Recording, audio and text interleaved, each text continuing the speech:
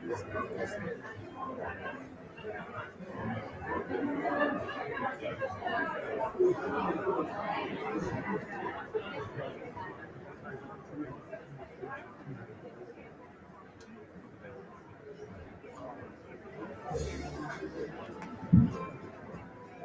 afternoon, everyone, and welcome to Imagine On, the Joe and Joan Martin Center, for today's event, and I think you're going to really enjoy what we have to do today.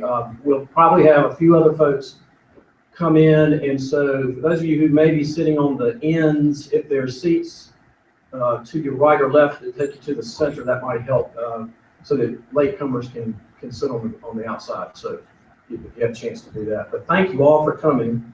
I want to particularly welcome the audience here in the theater, but there's also an audience who's going to be participating today by live streaming.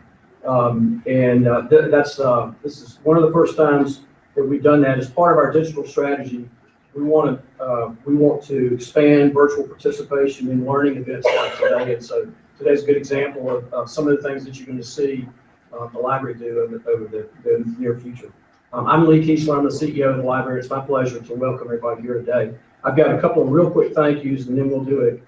Andrew Spangler-Nelson's going to do a real quick introduction, and then we'll be delighted to hear our speaker, John Palfrey.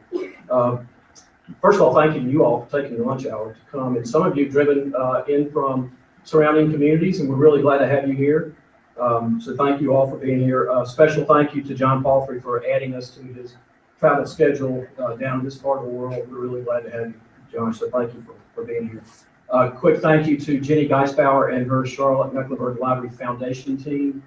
Special shout out to Talia White, who has quarterbacked the event today. She's done a terrific job, and so Jenny, thank you to you and your team for today. Jason Hyatt and Marianne O'Keefe are up there in the booth and did some magic earlier this morning to make sure that we were set up technologically. So Marianne and Jason, thank you for all that you've done to make us welcome here at Imagine On Day. A big thank you to the Knight Foundation. Where is Susan Patterson? Susan, stand up just a second.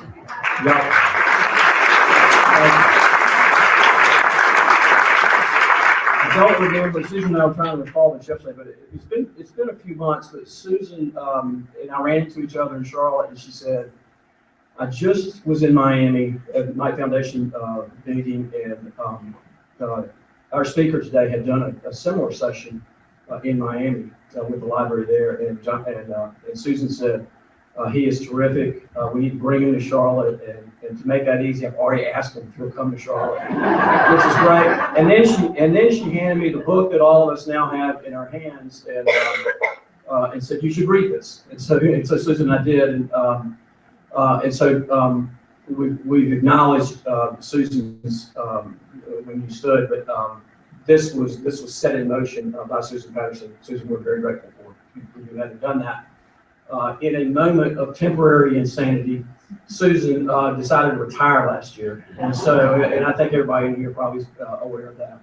But the good news is that we have a very talented leader in our community to take her place and to fill her shoes, and that is Charles Thomas. And Charles, will you stand? I think probably everybody knows you, but Charles Thomas, stand.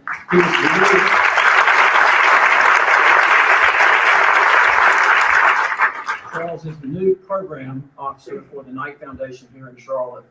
We are so blessed in Charlotte to have the Knight Foundation contributing into our community, and we're now blessed to have Charles in that role. So Charles, good luck to you. Call on any of us to do anything you need us to do. And Susan, thank you again for your help getting today pulled together.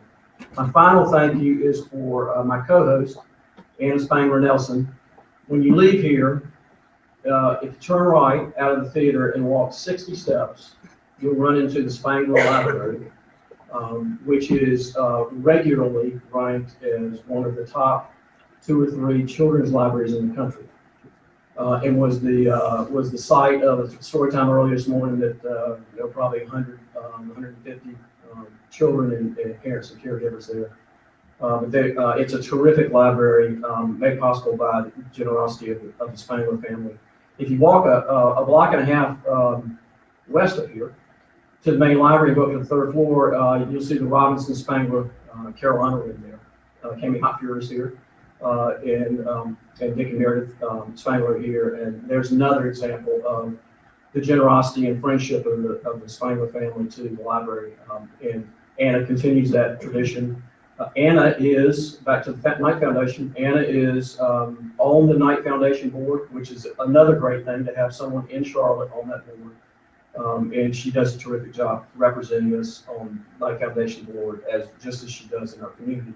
She's a terrific community steward, and she's going to introduce John Palfrey to all of us. So with no further ado, please join me in welcoming Anna Spangler Nelson to the stage.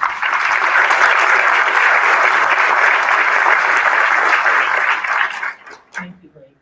Well, John, we very warmly welcome you to Charlotte. And while we appreciate your humble wish to make this brief introduction, and we'll honor that, I do think it's important that our audience know a few things about you to appreciate how fortunate we are to have you here today. And very specifically, John is a part of American history and tradition. He has ancestors who signed the United States Constitution, and he has a great-grandfather named Theodore Roosevelt.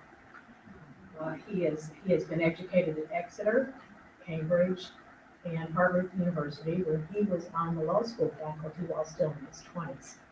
It's extraordinary. John is currently the head of school at Phillips Academy in Andover, Massachusetts. We're understanding he has a bit of a cult following. He is beloved there. And while this shining legacy and history is well appreciated by John, he is also an example of forward thinking, extremely forward thinking, especially as it regards the digital revolution and its impact on civic engagement. John has served as the director of the Berkman Center for Internet and Society at Harvard University and was the founding board chair of the Digital Public Library of America. He is the author of several books, including Bibliotech, which you have received today. Importantly, for Charlotte, John is the chair of the Knight Foundation, which over time has given tens of millions of dollars to the Charlotte community. So we very much thank you for that. And most importantly for today, John loves libraries.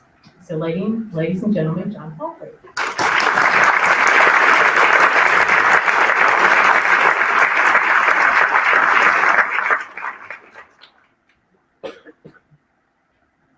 Anna, thank you so much for that kind invitation, and to be introduced by one of the Women of the Year for Charlotte is a fabulous thing. It is a lot of fun to be on the board of the Knight Foundation with you. Thank you for representing your city of Charlotte so well on the national stage with us at the Knight Foundation. And to be able to be here and to also thank and honor Susan Patterson, another Woman of the Year from Charlotte, and a great member of the Knight Foundation staff for so long, and also a national leader through her work there. And Charles Thomas, the newest member of the Knight Foundation family and staff. We're thrilled to have the chance to work with you in the context of representing Charlotte, of course, but also cities across the country. Thank you for joining the Knight Foundation. And I saw Rolf Neal here earlier as well. Rolf Neal, all of you know,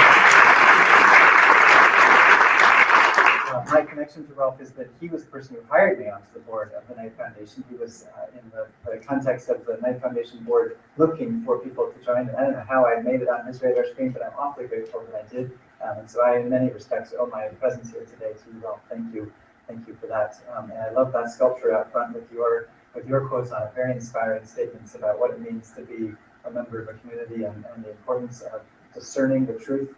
I really was so inspired to see that outside, and love seeing all those kids on the typewriter keys. What a wonderful, wonderful statement of the connection between the newspaper, of course, and the library and learning. Mostly, though, I just want to say thank you to all of you for coming today and for your support of libraries, in particular to Lee and his team here at the Charlotte Mecklenburg Library and the Foundation. Thank you for hosting me and giving me a chance to talk a little about the importance of libraries and really to set in context the amazing things that are happening here in a national setting. I am really so impressed by what I've seen here at the library and learned about what you're doing. In the book that I wrote, Bibliotech, I started with a story about the Boston Public Library, and I realized this is sort of my local Boston roots showing. It happened to be one of the earliest libraries in about 1850, and I told the story of that library as being an important civic space. But I imagine if I were to write this again, I could easily write this book starting off with literally the library we're in right now. I think the Imaginon space and what you have built and the number of kids who are here and the experience of walking in the Spangler Library and seeing the books and materials on the right and the experiential spaces on the left, I really think what you're doing is a national model, and I really credit you for that. And I look forward maybe to a new edition of the book adding that story in. This book ultimately is a love letter from me to libraries, and I love librarians, and I'm grateful for all those who work in them. It's also an argument about the importance of libraries in a moment where that's not universally shared as a view. I think too often around our country, there are debates about whether we should fund libraries as fully as we ought to. When I first wrote this book, Bibliotech, it came out on May the 7th of last year, and I made a habit of not reading the comments on Amazon after the book was actually a healthy thing for authors to do, but I couldn't help it, and I saw the very first one, and this was it. Someone I don't know, his name is David Weinberg. He may be out there watching the webcast now. But he wrote this comment, and I really couldn't disagree with him more strongly. The public libraries are on their way out, but it was a great statement, I think, in a way, of what I was trying to push against with this book, and to make the argument quite on the contrary, which is I think we need public libraries in our communities more than ever before. And what you're doing here, I think, is making that case. Around the country, there are arguments and fights over library closures. These are happening up and down the coast and from east to west. I know that even in your community, there have been times when public funding has been scarce, and it's been important for libraries to make their case. So the discussions in Charlotte are the same discussions happening in Miami, the same discussions happening in Boston and elsewhere. And I think ultimately it's incumbent on all of us as citizens to make the case for this kind of public service, and to do it, I think, in a way that both is true to the values of libraries in the past, but also looks to the future and says we understand how libraries can be more important than ever in this digital age as well. I start this discussion really thinking about what libraries have been in the past and why they're so important.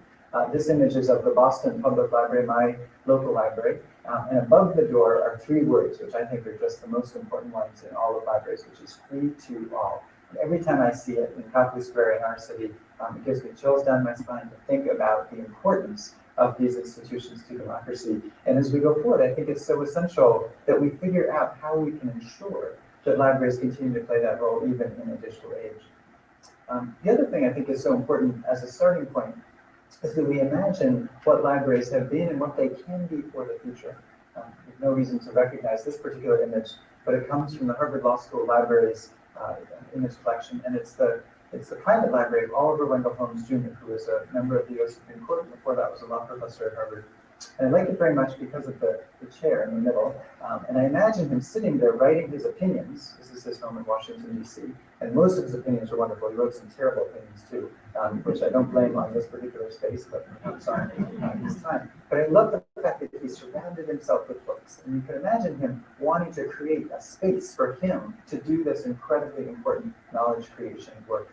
And I think about this because I imagine for our young people, this may not be the space that they might create for themselves in the same way that somebody did 100 and some years ago when they were on the Supreme Court. What kind of a space, though, do we wish to create for our children that will be just as inspiring, but will be fitting for the times in which they grow up? And of course, they are getting much of their information from one of these. This is their source of information so much of the time. In that context, will they surround themselves with books? Will they surround themselves with this kind of a space? I think actually part of the answer is right out front in Imaginon, and combining with the theater, combining with the creator spaces that you put upstairs, a maker space and a teen space and so forth. So I think you're answering the question, but what is the learning space that we will create for children in a digital age? And in fact, an age where I think we're combining the digital with the physical in really interesting ways. This is true, especially against the backdrop of what is happening with technology. I think very few people would argue with the fact that we are going from an era in which things have been in primarily analog form or physical form to an era in which information and knowledge is created at least first in a digital form. I call it a digital plus era because I don't think everything is going digital. I still think we need to meet up and have a meal together. I think residential education, for instance, is still important. We're not going to an all distance education world. But I do think if you imagine the Charlotte Observer, for instance, was created by people writing Word documents or digital files first, right? And then they get printed out in the newspapers we read, as well as put on a website, right? Then people may have read the Charlotte Observer this morning on a mobile device or on a website, or perhaps if they're a little bit older, they might have opened physical paper and read it while they were drinking their coffee this morning. Still very important. And I actually love it like this, to the truth. I'm in that older category, even though I carry my device. But knowledge and information is ultimately moving to the cloud and is being held in what are increasingly private hands. And one of the interesting things I think for public libraries to think about is how do we ensure that as the information moves into the private cloud, that we ensure that public libraries can do their work, that public libraries, in fact, can continue to be free to all. This is against the backdrop also of arguments between publishers and libraries in recent years. One of the arguments has been about whether or not lending of electronic titles can be made. This is something that library leaders, and I'm sure Lee has experienced this, is in talks with publishers saying, how do we ensure that we can get electronic books when people want them to lend them? And it turns out that although many electronic books can be provided to readers, it's also the case that some books can't be. Sometimes publishers say, no, we cannot, in fact, provide these works through to if you'd like me to switch over, turn off that mic, thank you. Feedback. Is that better? Or should I, maybe should I, that might be. I'm going to switch over to that mic.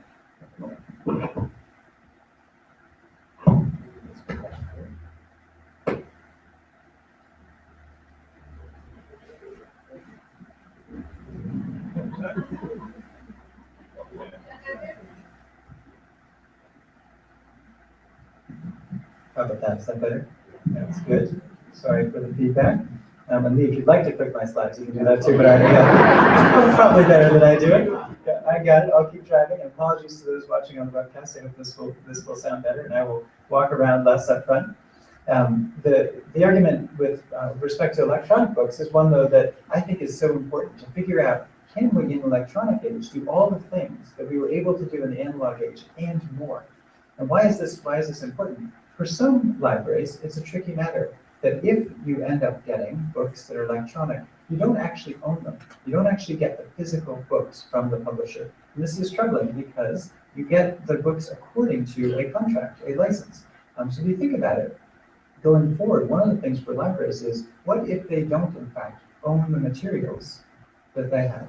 Will they be restricted in terms of what they can do with them? And some of these contracts that the publishers have provided through the libraries have restrictions on them. Some of them are absurd. One of the restrictions that was common a few years ago was you can't read aloud the book. That seemed like absurdity, right? You can't have story time over in the Spangler Library here. That would be rather crazy. Others said you could only lend the electronic book 26 times. Why? Well, the theory was if you bought an electronic book, it would wear out after 26 times being lent. That doesn't make any sense, right? Librarians didn't think it made much sense either. The important thing to note is we don't want libraries to turn into renters of information or leasers of information rather than owners of information and knowledge. And I think this is one of the challenges going forward that we're going to have to face and look at. So I talked about a few of the challenges facing libraries, cuts and so forth, and the challenges of the digital age. But I will admit I am a Pollyanna-ish person. I am completely focused on the future, and I think it's going to be very bright. And I think we're at a moment, in fact, where what we're doing is imagining the future of libraries and creating it. This image behind me is from 1892. It's when the Boston Public Library was being built. And I love the idea, this iconic building, that it was sort of halfway done, and that they were imagining what a library, a great library in the city could be, much as you did here 10 years ago for this building. And I think we're at the same place in the digital age. We are imagining what a library can be and will be at this moment in the digital and physical era. And I think it's a combination of things. This is a side elevation of the building I used to work at Harvard, which was the Harvard Law School library called Langdale Hall. And it's got a wonderful library in the midst of it. It also has on either side a classrooms, and has room for faculty to work in and so forth. And I love this image because it makes me think of the moment when people came together to imagine what a glorious inspiring building would have been a library at that time. You imagine teachers coming together, professors coming together with librarians, with architects and students to say what it could be.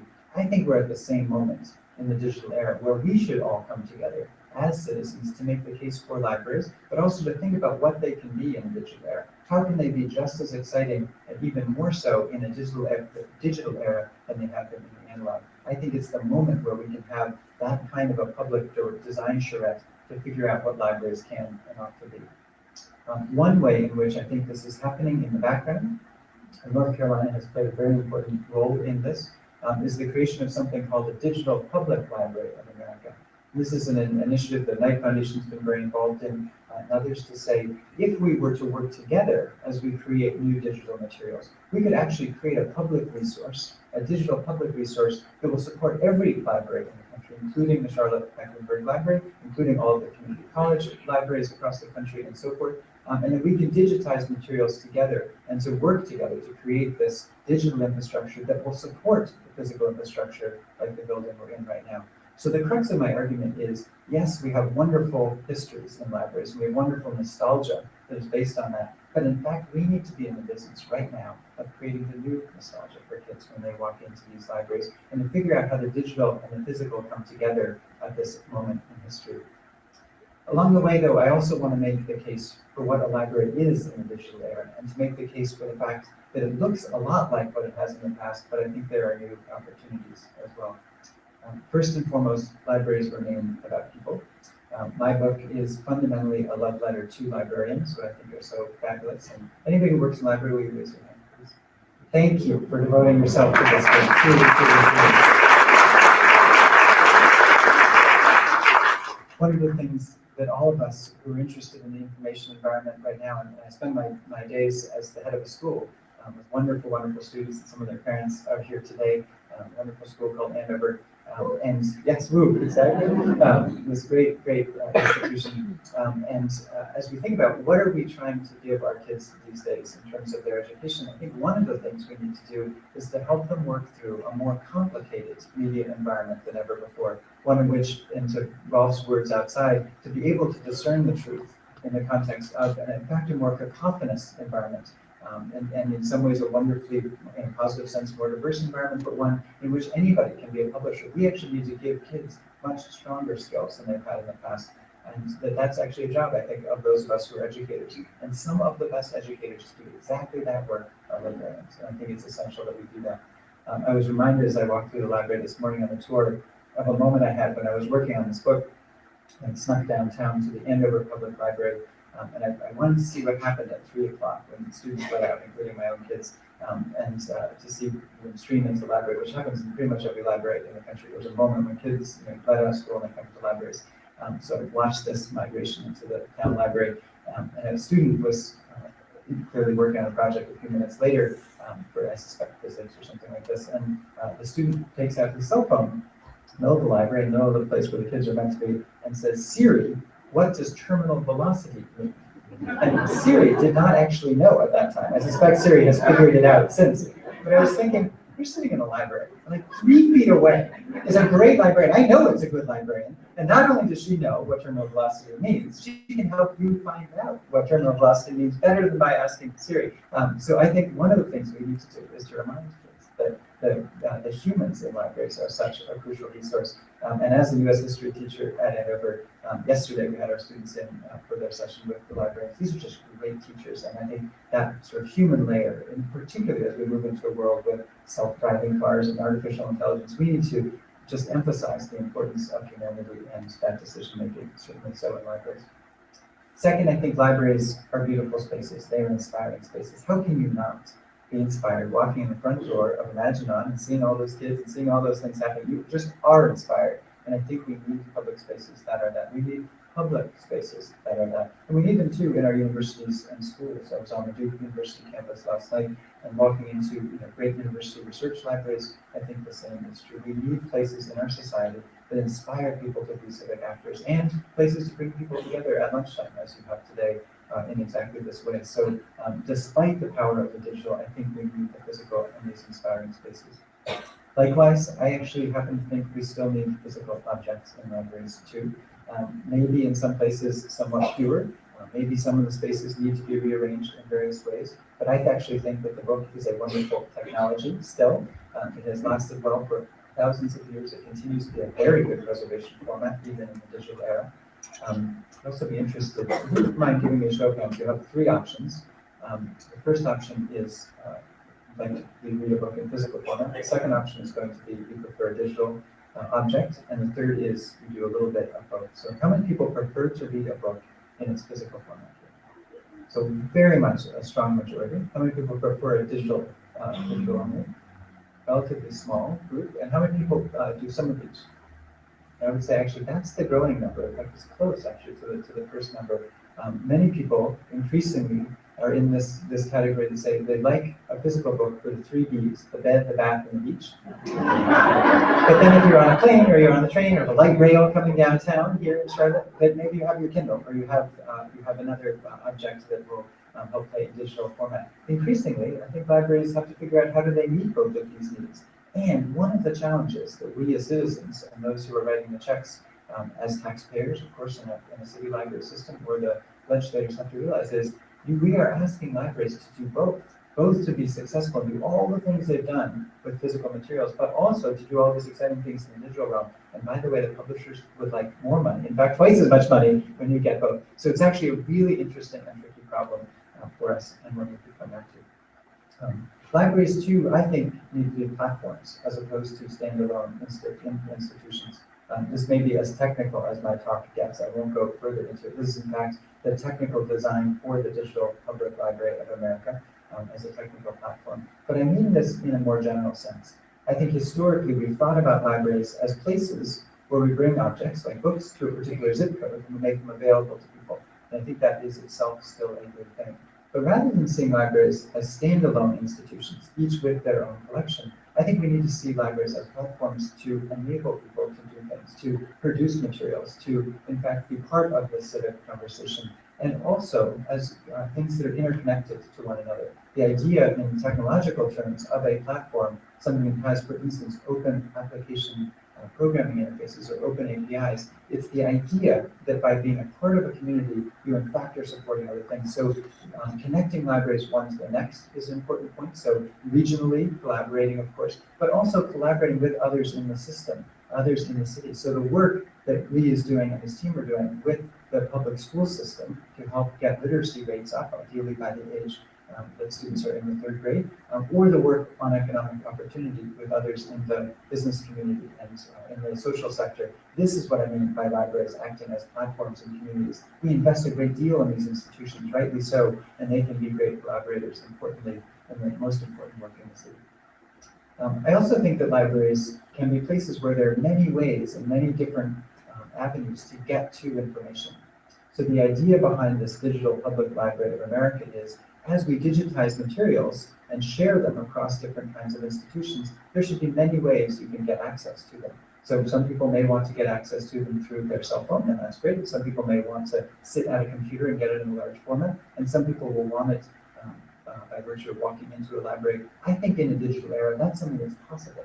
In fact, you don't have to think of it as scarcity. If we collaborate, I think we can see it as something where many different people in all of their diversity can get at materials from a very wide variety of ways. That changes how we think about a library. It's not just about people walking in the front door and providing materials. It is about meeting people out in communities or perhaps in their homes. I think libraries are also increasingly interconnected across the country. But one of the things that the Digital Public Library of America has done is to say wherever you are, if you're creating digital materials, rather than making them just for your local community, make them available on a national stage. So sometimes that's done at a state level, and again, North Carolina has been a real leader in this, as a digital initiative across the state has made materials available. Big institutions have been, Harvard University, for instance, or the New York Public Library, as they digitize materials, they are sharing them through this system. But the idea that we can make available local and relevant information on a national basis, I think is a very exciting thing, both for scholarship and connecting across communities. To give you one example that I'm most excited about, I love the idea of a Scanabago. So here's what a Scanabago would be. It doesn't exist, it's just an idea. It's an idea that would be, you get a Winnebago, and you put some scanners in the back, and then you drive it all over a state. and you go out to a local historical society or a local library, and you say, bring out your scans, bring out the things about genealogy or photographs from high schools a long time ago, the things that are distinctive about your community. And we digitize them, and you have maybe a retired librarian or a library student who's in that Scan-Vago, and they might help you put it's called metadata, very important thing for librarians, with the data so it can get found. And then we upload that into a national system. That's what's happening. I'm not exactly with the Scan-Vago yet, but that's roughly speaking what's happening right now on a national scale, which is very exciting. I wrote a letter to the CEO of the Winnebago Corporation. If anybody knows him, please put in a good word. He has not replied to my idea. So I'm trying to figure out who runs the Airstream company and see if I can get one of those. But you get the idea. You can imagine the documentary kind of writing itself, or the NPR story of people driving around the country in these things, making this material available. But think about the connections and the learning that we could do if we had all of this great material collected together through libraries and networked through institutions just like this one. I think we then can tell a bunch of different stories in really intriguing and distinctive ways through libraries. Keeping with the Oliver Wendell Holmes theme, one of the things that Harvard University has done is to take all the materials about homes that it could get, digitize those, and then create online displays of them and a suite of materials that anybody can get from anywhere. This is happening across archives and museums throughout the country, and in fact around the world. And one of the things people worried about when libraries started doing this was that if you digitized your collections and your unique materials, that people would stop coming to libraries. Guess what? It's quite the opposite. When libraries do this, people want to come to those libraries more, not less. And this is true also for images and museums and so forth. So as we make more materials available, and in fact attracts people, some people want to see the real thing, some people want to see what else that library might have, some people actually just want to participate in it and get that information. So as libraries continue to evolve, one of the things they're doing is finding new ways to attract people in through the beautiful things that they're able to share. I also think that libraries are on the cusp of doing some things that will be so important in the information revolution more broadly. One of the fears that I think many of us share about libraries is that if we get rid of, for instance, the books and the stacks in libraries, we will lose something that's been important about the analog age, which is serendipity. And I share this word. I don't know how many people have the experience in their mind of being a young person, maybe it was in high school, maybe it was in college, maybe it was younger, when you first got a call number and you walked back into some stacks, and you're looking for it in Dewey Decimal System and all that kind of stuff. And then you say, oh, there's the book I want. And then your eye catches one over here, and then your eye catches one over here. And smart librarians had to read books in a way that, in fact, many of them were interesting. So you came out with your arms full of books, you're kind of tumbling like this, and they're dropping all over. This, I think, is something that we need to continue to have. And with Ralph here in the context of the newspaper, I think one of the things I fear about digital papers is you might lose that same serendipity. When you go like this and you see, oh, I was reading that story, but that's a really interesting story, and a great editor had the idea to put them together, right? And your eye goes over there. If what we're doing in the future is just doing a point search on a particular term, and you don't actually get that, and Google is just giving you something that they think might sell something to you or whatever next to it, as opposed to an editor putting this information, I think we might lose something. So one of the challenges, and I think one of the opportunities for libraries, is to say, how can we put this to our advantage? This particular image behind me is it's an experimental project called StackView. And the idea is to say, how can we do better in the digital age with serendipity, not less well? And I think we're hurtling toward that less well version. I was speaking earlier with Mr. Spangler about the fact that Harvard University has so many different libraries. In fact, it has about 73 different libraries. So one of the things we were trying to figure out is there is actually no stack to go to. There's not one stack. There's great libraries, but there's 73 different places where you could go to get the information. And in fact, increasingly, libraries, including Harvard's, put lots of materials offline. They take the books and they actually put them in repositories that are miles and miles away. So there's no one stack to have that serendipitous experience. But what if we created that stack virtually? And so that's what this does. It says, what would a stack be of the entire collection? And you think about Charlotte and Mecklenburg counties, your main library is down the street over here, right? So even the kids are not having, in this beautiful library, the stack experience of seeing all those stacks. But what if, when they pulled it up on their device, they actually could see those books arrayed by the size that they were in the sense. And if you had a digital version, you could click through. If you don't have a digital version, you click through and said, here's the call number, go get it. I actually think there are ways that we can improve that presentation of information and present it in all sorts of engaging ways with libraries as the lead in doing it. There are also slightly more esoteric problems, but things that I think libraries can do in this new and exciting moment. One of the problems that we face in the digital age is called data rot or link rot. Turns out you call it that as experience. You were looking for something, you click on it, but the link has changed, right? If we go very quickly into this digital age without thinking about long-term preservation and about ensuring that the knowledge is still there, and if libraries are not a part of that, I think we will lose something greatly. But libraries, fortunately, have librarians who are very much full of foresight. And so there's some really interesting projects. This is one called perma.cc, which is saying libraries are figuring out how do we be the repository of the information for where the knowledge in fact resides. How can we create a system where librarians, just as they have been the keepers of physical material, can also be the keepers of digital material and ensure that we don't lose knowledge as technology hurdles quickly along. Think about this for a second. The books that you have in your library, those have probably been there since childhood, right? They've been there for generations. They're wonderful technologies, we'll see. But think also about the materials you might have got in digital format, those floppy disks from the 80s, or think about CDs that are very hard to put. Your Mac Air probably doesn't like the CD to go inside, right? The technologies for digital materials have changed so quickly you probably could find a way to render them. You kind of have to go to a computer museum or something, right? The digital materials we have not actually done as well in terms of preservation formats as, in fact, physical materials have been. That book is a great technology. It's lasted for a long time. And librarians are very cleverly trying to figure out how do we ensure we don't lose all of this crucial information as we create much more of it in the digital era. And last argument is that libraries in this era, I think, are problem solvers because they are figuring out how they can connect to their users and their user experience. This image is from the design charrette we were doing to create the Digital Public Library of America. But I think it's very much what Lee Kiesler and his team are up to here at the Charlotte Mecklenburg Library too, which is figuring out what are the most important things that are happening in communities and how can libraries be the institutions that help to solve the problem. Not all things, but to solve the problems that relate to information and to knowledge.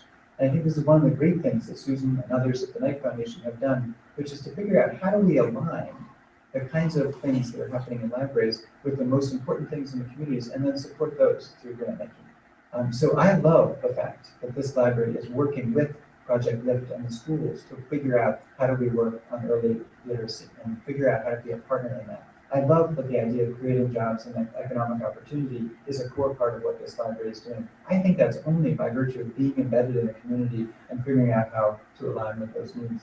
And as the experiences of kids change and the learning styles of kids change in a building like this, I think there are extraordinary things happen. Walk around this building if you have not had a tour and go see that makerspace upstairs for teens. We know kids are learning in a different way these days, and sometimes it's better, sometimes it's worse. But libraries can be there and can be crucial partners to us. Those of us who are focused on education, or those of you focused on economic opportunity, or other things that are so essential to the city of Charlotte, I think libraries can be such a key partner. I also think that we do this in a global moment. And one of the fun things about being in libraries is they're very much more connected than ever before. So as we build from a local level these great libraries and connect them through the Digital Public Library of America, we're also doing that in the context of a global environment. And this Digital Public Library we're building for our country is very much networked to the other national libraries that are being created. In Europe, there's a whole network called Europeana. We've got an agreement between the Digital Public Library of America and Europeana. And though I don't think we're going to have one great world library, I think what we can do is to bring the world to our kids through these interconnected and networked global libraries. It's a very exciting moment. And for those of us who are educators, I'm very much focused on the kids at Andover learning more about things like diversity and learning about how to connect with other people. I'm also very interested in the kinds of ways in which they connect through technology and learn what ways in which you need to not use technology at various points, but also how do you engage in a broader and more global environment. And I think libraries can be the venues for that just as schools are. I admitted before that I am a Pollyanna-ish person, and I am.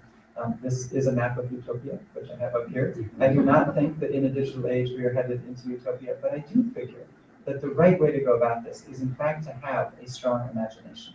It is to imagine what do we want libraries to be in a digital future? How do we have it in our mind, a design that we think could be greater than what has come before? And then how do we get in a room and actually build it and bring together philanthropists like Charles and Susan and others, along with librarians, along with the city leaders and the those who are in the legislature and ordinary citizens, and say, how can these libraries be more important civic spaces than ever before? I am entirely confident that if we do that, we will be strengthening our democracy locally, we will be spreading scholarship in really important ways, and I think we will be connecting people to ideas in ways that have never happened before. And I think the future, if we support our libraries, is very bright indeed. Thank you so much.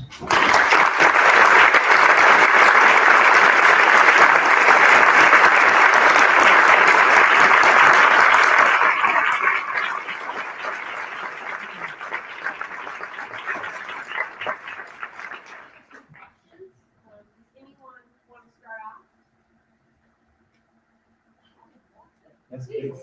Well, as a publisher of children, there are many things that can be up tonight.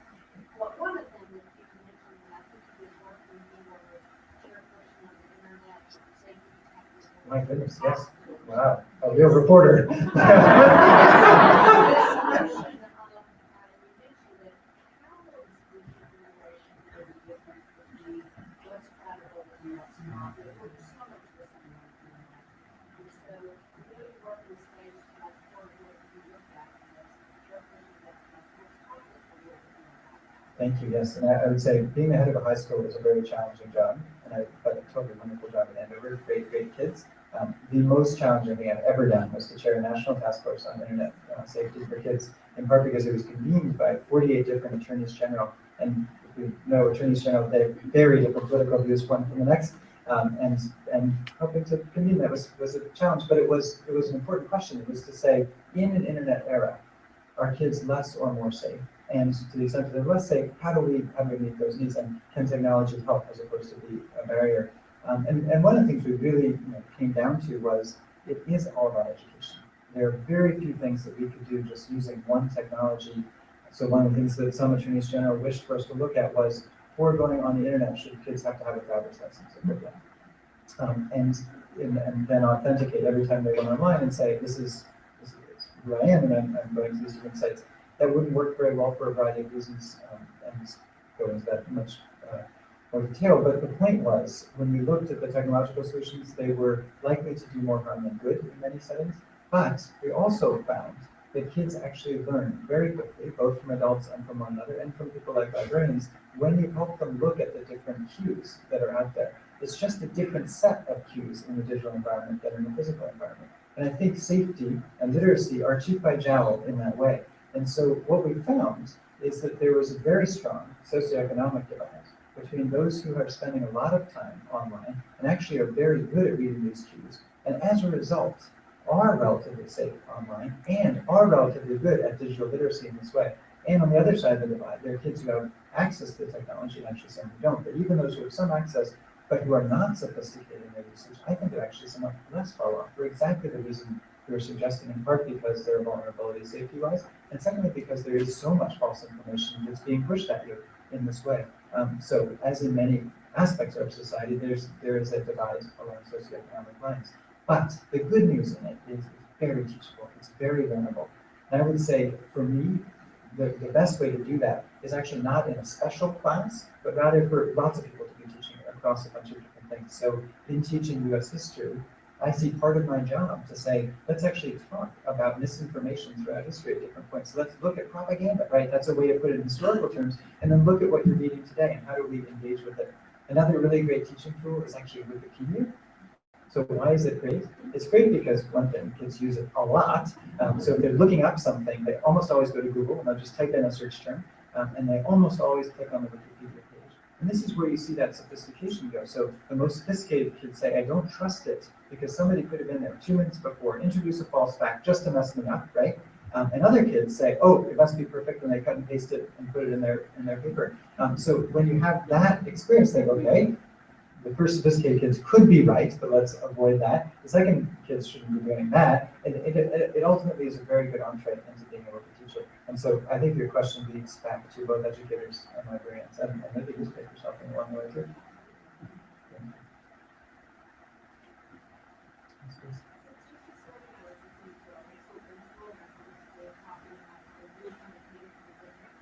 Mm.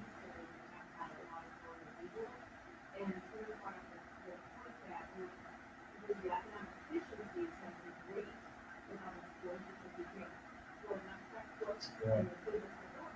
But that sort of throws in the face of community, the different belief systems, obviously, especially from schools, and kids are looking actually through the icons, where we need to be able to highlight Yeah. and certain words that we understand, that's one of the. Absolutely. So, yeah, and I don't struggle with it, to be truthful. At a school like Andover, which just has enormous resources and the enormous generosity of people who have come before, so it is not a direct concern in our particular school, but it is a huge concern in the public schools and where resources are constrained. So let me just say a few of the important things I think that are buried in your question. One is I completely agree with you around multiple forms of intelligence and the importance of teaching in different ways. So I think Howard Gardner in the early 1980s made this case very persuasively that kids do have different kinds of intelligence and actually learn in a variety of ways. And we as educators are getting smarter about that all the time. I would agree with you. Secondly, that one of the reasons that kids often actually don't prefer a digital textbook is because the annotation isn't as good yet. So in the US history class I teach, which has 14 students, which I realize sounds very cushy, and 40 students in the classes in the Charlotte Public School, but with those 14 kids, each year I've offered them the chance to buy their textbook as a physical object, which is about $130, or they can buy a digital version for $30. 100% of the kids have bought the physical textbook because they prefer to have it with them and to notate and whatever. And even with those heavy backpacks that they bring, they just prefer to have that tactile experience. It's one of the reasons that I made the case here for libraries and other institutions like schools still using physical materials until we do a better job of providing it in these formats that are just as good for learning. So it's a huge resource trade-off and challenge. My hope would be that we will get there with technologies. I do actually think that they're much more shareable when they're in digital format, of course. One of the reasons I love the DPLA idea is actually for the school experience. You think about it, a great research institution like Duke or UNC State, not to pick any favorites, or UNC Charlotte across the street. Um, these great institutions have wonderful library systems, but the community colleges or the HBCUs or other institutions which are less well funded do not. And yet, if we create a great digital infrastructure, a community college can have access to many extraordinary resources, particularly unique materials within some of the research institutions. I think that's true at the school level too.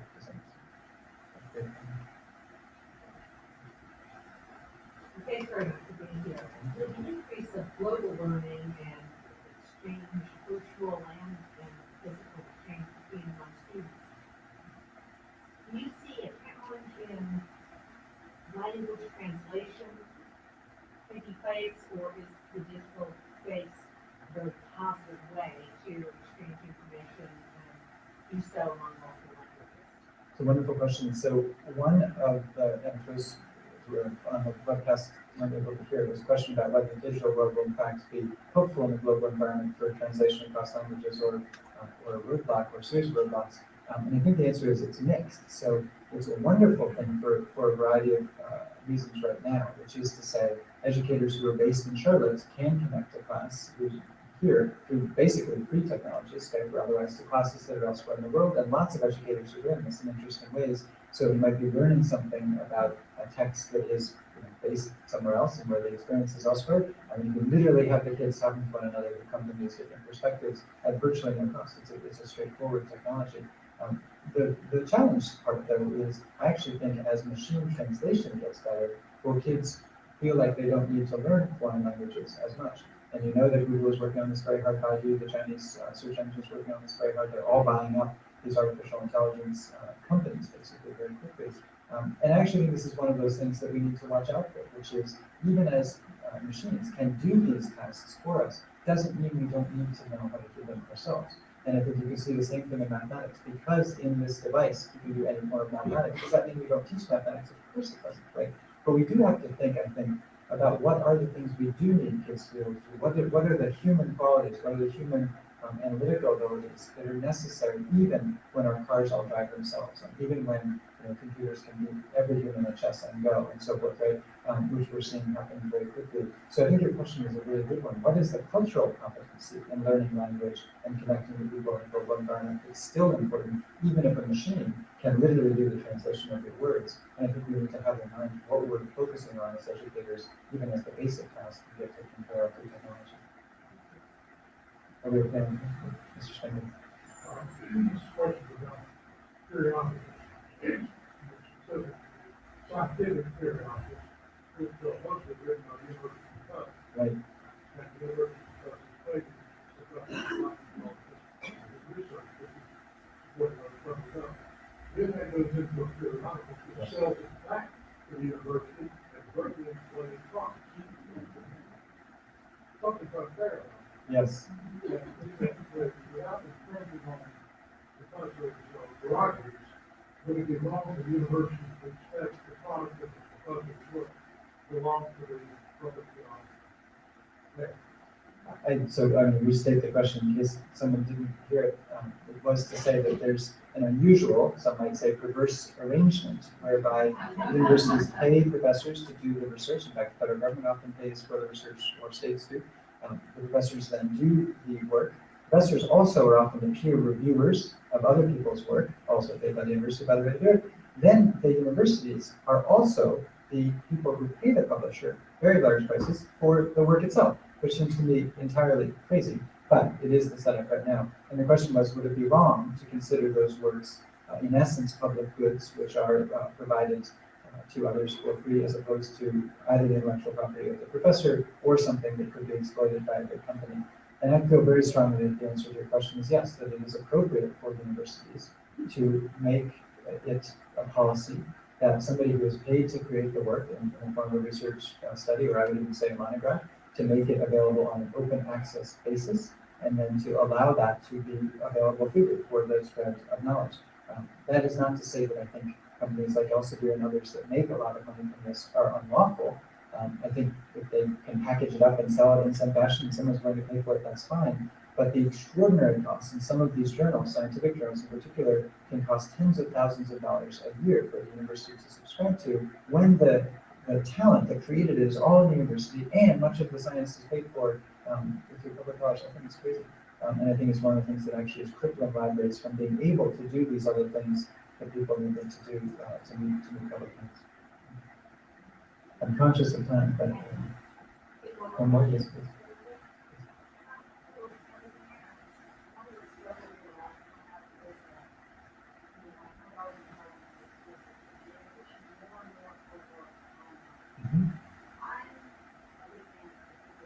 Yes.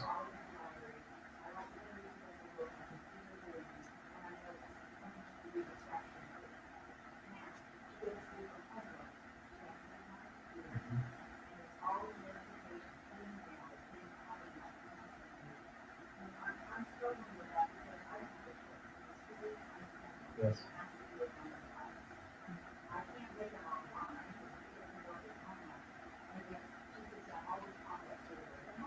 Yes.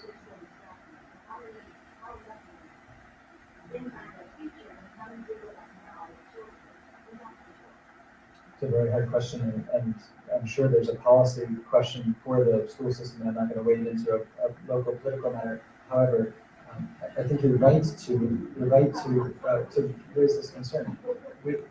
Although I think there's a way to see it maybe slightly differently, that may be slightly more positive. Back to my colleague Anna Schness. I think it is great that you are ensuring that your young people in your house are actually focused on physical books. I actually think a lot of the time parents, I don't know how many parents read digital things there, because most people still read, Make Way from Ducklings or whatever in a physical format. And I think it also leads to learning of a good story. But I also think it's important for our kids to learn how to deal with the distraction of the digital era. And I think there's something to be said about the fact that all of us who use these things, we're like, I'm always trying to reach for this thing, even though I know I shouldn't. And if you're in a meeting, how rude it is to pull out your device, and yet people do that. Nobody here, of course, has gone on the device the entire time, I don't think, or if they are, they're tweeting or Instagramming something out. I actually think it is a skill to figure out how, in a world of distraction, to focus on longer form kinds of tasks. And so that's it's a partial answer, which is to say, can you make this challenge into something that for a young person they actually can see it as a skill? So there are ways to do it, I think, which is figure out maybe little recall tests for it, and this could work in your house, but I've done it with some of our students, which is to say, you can do your computer, work on your computer however you want, and then take a little quiz. It doesn't matter how you do on the quiz, but a quiz at the end of on a particular test. And then do it without any Facebook or any pop-ups or anything else in another environment, and take the same quiz and see how you do. One of the things that I think very smart students realize very quickly is they don't really want to be doing their homework for 5 hours, but they will be doing their homework for 5 hours and not 45 minutes, what it should have taken if they were actually focused on the task. So there are ways, I think, for kids to learn the importance of the freedom that they get from being focused and not being distracted by doing all these things at once. Kids think intuitively that multitasking is okay, that in fact you can, but brain science shows us you can't literally multitask. You can't pay attention to 2 things at once effectively and in fact be learning. So somehow, if there's a way to lead a young person in your life to that realization and to make that a positive part of their studying, I think that's something that will serve them very well over the long term. That's super interesting and hard question. Thank you, Charlotte, for this incredibly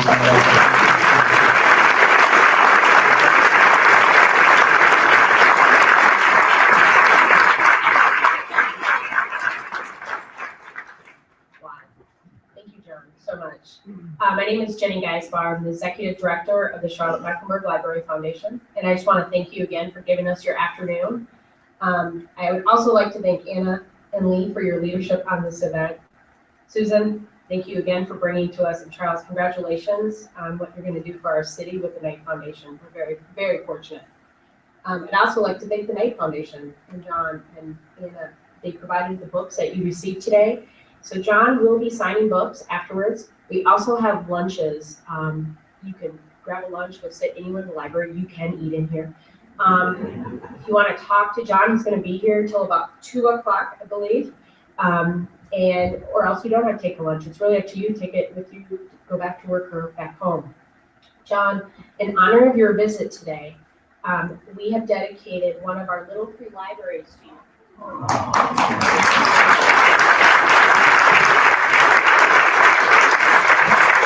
Right now, the Library Foundation and the Knight Foundation and Habitat for Humanity have partnered. In the last 2 years, we are planting 25 little free libraries in habitat communities where they're not close to a library and they have very under-resourced. So this will, this summer, go into one of those neighborhoods, and there will be a plaque on the side of it.